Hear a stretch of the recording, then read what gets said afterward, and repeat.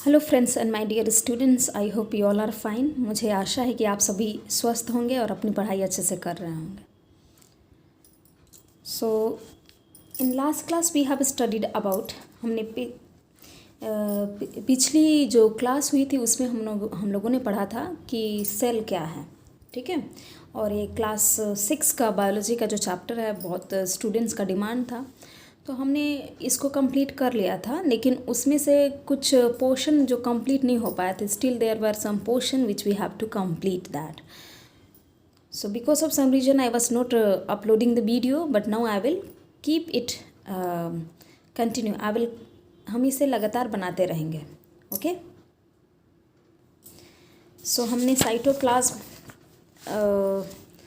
वहाँ तक हम लोगों ने कंप्लीट कर लिया था। Next we have to complete about cell organelles. हमको सेल ऑर्गेनेल्स पढ़ना है। सेल ऑर्गेनेल, सेल तो एक छोटी सी इकाई, हमारे शरीर का एक छोटा सा हिस्सा, बहुत छोटी सी इकाई, जिससे क्या होता है हमारे शरीर का निर्माण हुआ है।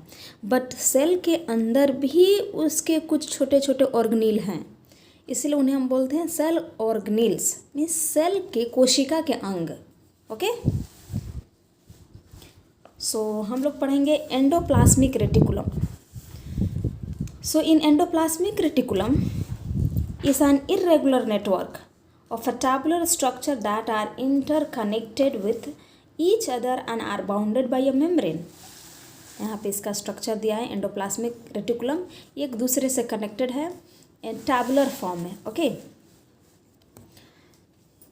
Each other and are bounded by a membrane. और इसका जो कंस्ट्रक्शन है, इसका जो स्ट्रक्चर है, इसके ऊपरी लेयर में मेम्ब्रेन से इसको बांधा गया है। इसमें जो इसका मेम्ब्रेन से इसके ऊपर एक कवर है जो इसको प्रोटेक्ट करता है। And endoplasmic reticulum is connected to outer membrane of the nucleus, at the other end the plasma membrane. यह जो सेंटर में न्यूक्लियस से कनेक्ट होके आउटर साइड मीन्स जो सेल का जो मेम्ब्रेन है, cell wall like cell membrane, so nucleus से कनेक्ट होके सेल मेम्ब्रेन तक ये कनेक्टेड है, ठीक है।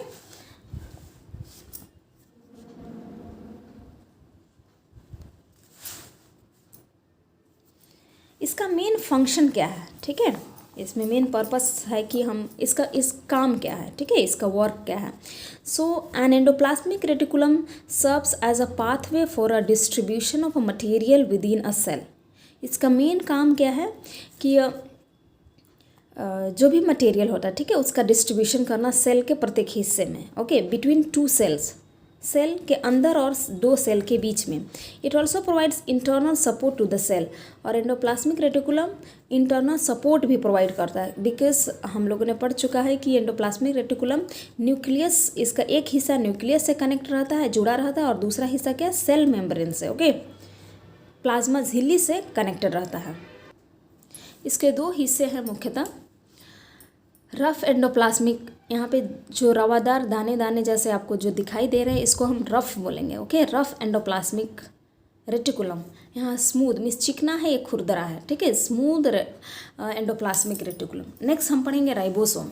राइबोसोम का क्या फंक्शन, ठीक है। They are very minute structure scattered in the cytoplasm. ये पूरे साइटोप्लाज्म में बहुत छोटा छोटा स्ट्रक्चर पूरे साइटोप्लाज्म में फैला हुआ है। और also attach to the surface of endoplasmic reticulum. और ये जो राइबोसोम है, यहाँ पे देखिए, एंडोप्लाज्मिक रेटिकुलम में ये अटैच है, ठीक है। एंडोप्लाज्मिक रेटिकुलम में राइबोसोम्स अटैच रहता है। बहुत छोटा छोटा स्ट्रक्चर आपको दिखाई दे रहा होगा, बहुत छोटा छोटा माइन्यूट स्ट्रक्चर पूरा साइटोप्लाज्म में फैला हुआ है। और दूसरा है कि ये एंडोप्लाज्मिक रेटिकुलम है, उससे अटैच रहता है। They do not possesses membrane. इनके पास कोई कोशिका झिल्ली नहीं रहती है, इनके पास कोई मेम्ब्रेन, कोई झिल्ली ही नहीं रहती है। कोशिका के ऊपर अगर झिल्ली है तो हम उसे बोलेंगे कोशिका झिल्ली, ठीक है। दे help in synthesis of protein. जो भी प्रोटीन हम कंज्यूम करते हैं उसका क्या करते हैं, सिंथेसिस करते हैं, ठीक है, उसको संश्लेषित करते हैं, उसको अवशोषित करते हैं, ठीक। नेक्स्ट हम पढ़ेंगे बहुत ही इंटरेस्टिंग और बहुत ही पावरफुल। इसका पिक्चर ये है mitochondria, that's called power house. Outer membrane, ये बाहरी इसका कोशिक मीन्स झिल्ली है, आउटर मेम्ब्रेन है। मैट्रिक्स, ये जो खाका खाका आपको दिखे उसको मैट्रिक्स बोलते हैं। Inner membrane, okay, inner membrane space, ये दोनों के बीच में जो स्पेस है उसको इनर मेम्ब्रेन स्पेस। क्रिस्टे, इसके बारे में हम लोग पढ़ेंगे विस्तार रूप से। Mitochondria are tiny rod shaped और spherical organelles which are found in all the cells. जो माइटोकॉन्ड्रिया बहुत ही छोटा छोटा, देखिए रॉड लाइक स्ट्रक्चर है, एक रॉड लाइक शेप के समान।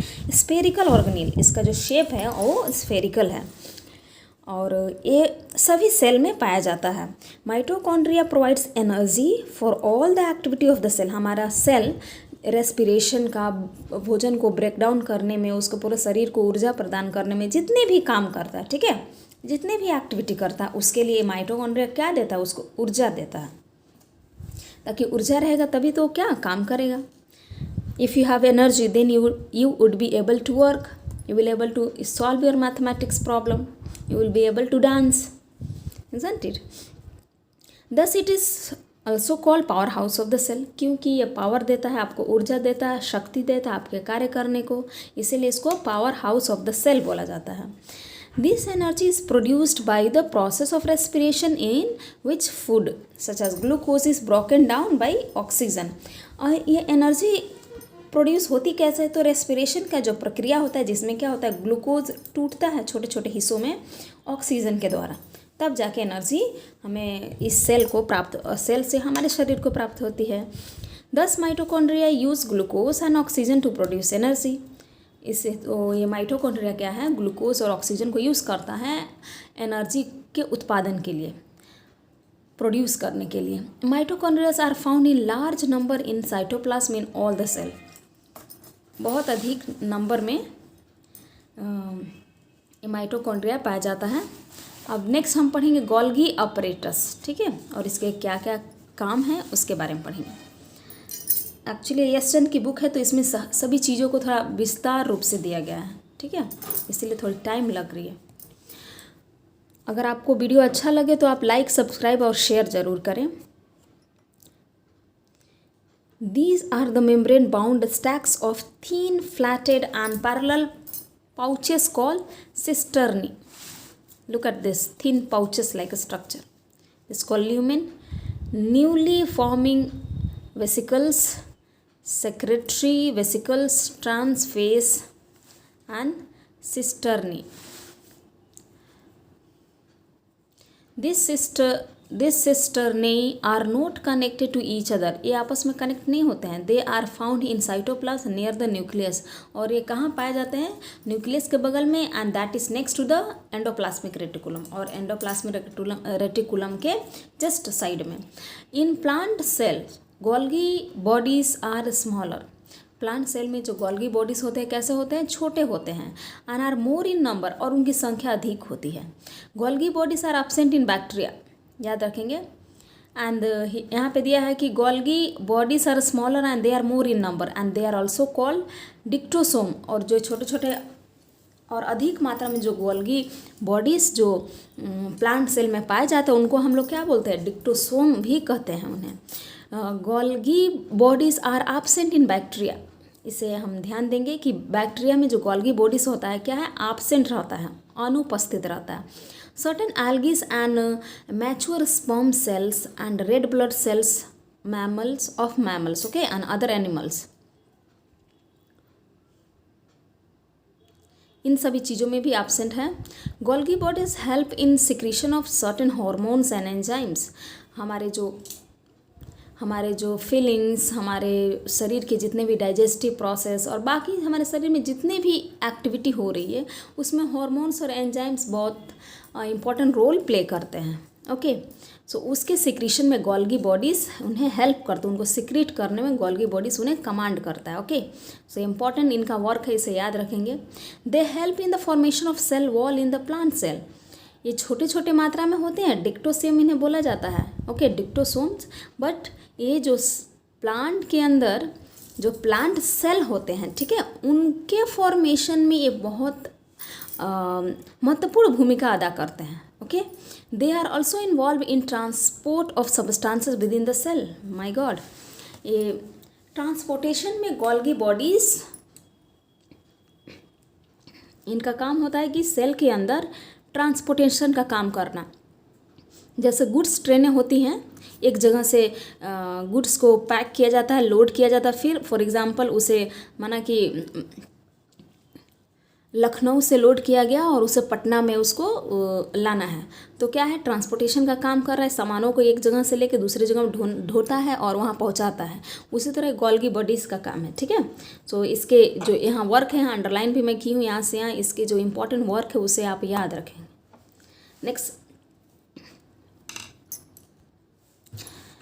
Next we will study about lysosome. हम लोग लाइसोसोम की स्टडी करेंगे। Lysosomes are simply tiny spherical sac like structure.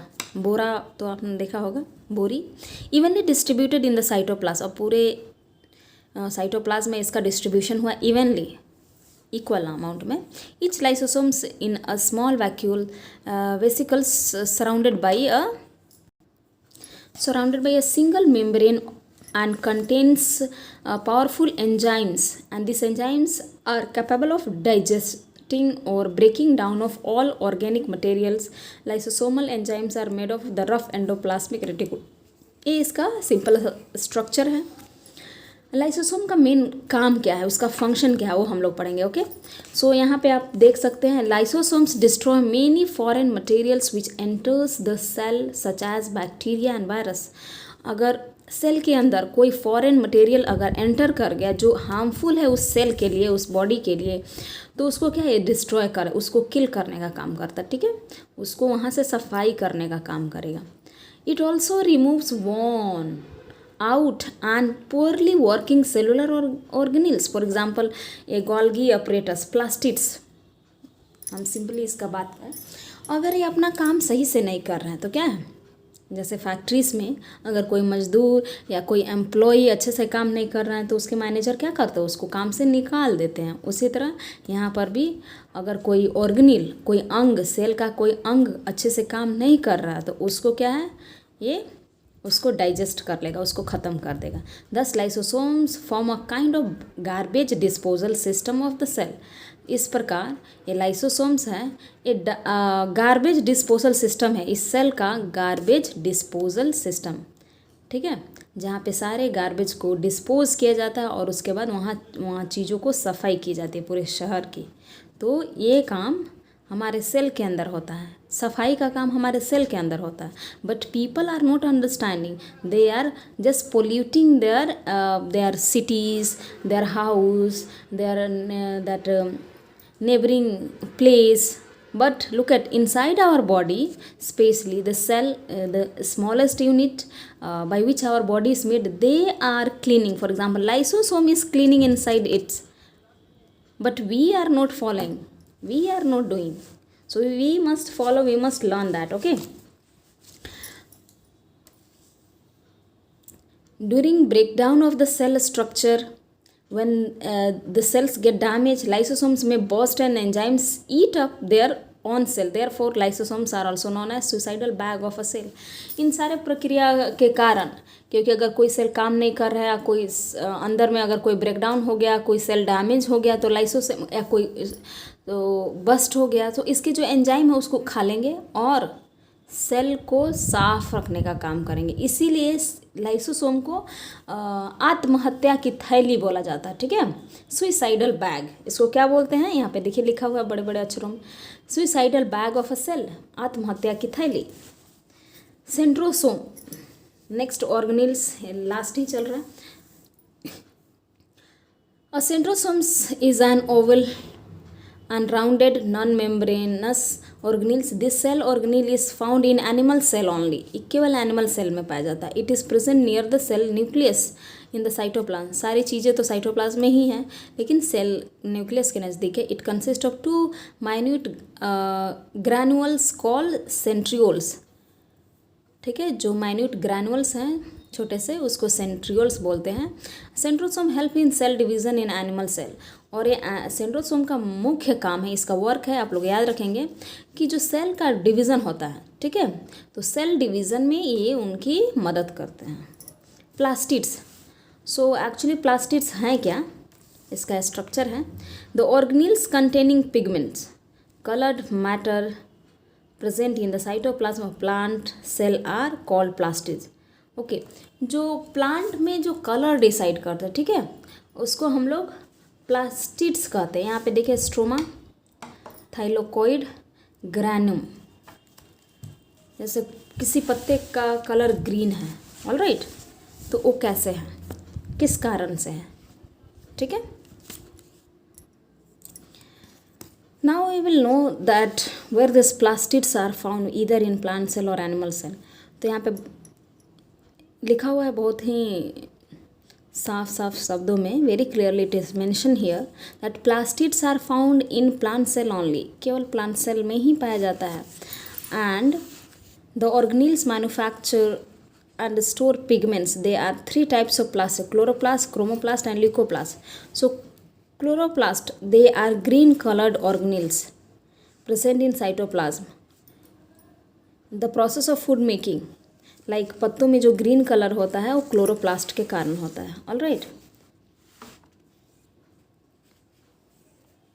Next हम पढ़ेंगे chromoplast. So chromoplast contain coloured pigment except green. Green के अलावा बाकी जितने कलर रहते हैं उसको ये मतलब उसमें पाया जाता है। जैसे they are found in fruits, petals. Petals का कलर आपने देखा होगा, रोज़ का कभी पिंक होता है, कोई या वाइट, कोई black, blue, red, yellow. So ये सारे अलग अलग पेटल्स के कलर्स हैं। They are responsible for the imparting colours, colours को अलग अलग करने में, लाइक रेड, येलो और ऑरेंज। सो इस प्रकार के एक्सेप्ट ग्रीन, बाकी सारे कलर क्रोमोप्लास्ट की वजह से होता है। Leucoplast, leucoplast lack any pigment, they are colourless plastids. Leucoplast क्या है, कलरलेस प्लास्टिड्स है, इसमें कोई कलर नहीं होता है। दे help in storing food prepared by the plant in the form of starch, in the form of starch, fats and proteins. So it is storing. Next one is vacuoles. So what is the function of vacuoles? Vacuole is a space in the cytoplasm of a cell which is enclosed by a membrane and usually contains substances dissolved in water। ये उन्हीं substance को contain करता है जो पानी में आसानी से क्या होते हैं, घुल सकते हैं। A vacuole appears as an empty space under the microscope। अगर माइक्रोस्कोप की मदद से देखेंगे तो वैक्यूल्स के अंदर क्या है, खाली स्थान मिलेंगे। All the plant cell have large vacuoles। The vacuoles is filled with a liquid called cell saps which contains dissolved sugar and salt। और उसके अंदर क्या पाया जाता है, डिजॉल्व। ओके, डिजॉल्व मीन्स घुलनशील शुगर, चीनी और नमक। The pressure of a liquid cell sap pushes on outer part of the plant cell। Keeping the plant cell form, उसको रिजिड रखने में इसकी मदद करता है। The function of vacuole in a cell is to store various substances including waste product of the cell. Most of the animal cell do not have vacuoles but some animals have vacuoles.